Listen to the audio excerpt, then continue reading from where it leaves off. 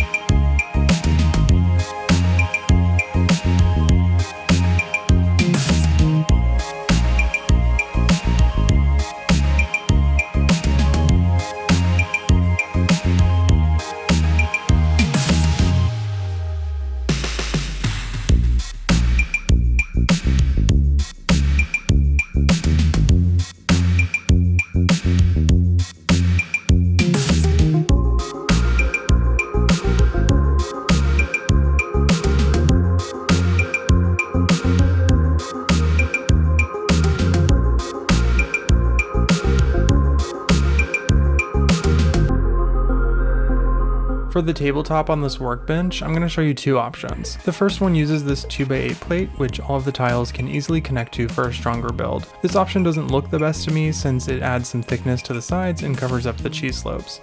Option 2 is my favorite, in which I use these round and super thin turntable plates to connect the tiles, making it appear as one solid tabletop that's only one tile tall. This also gives you some extra room under the table for storage, which you'll see in a moment.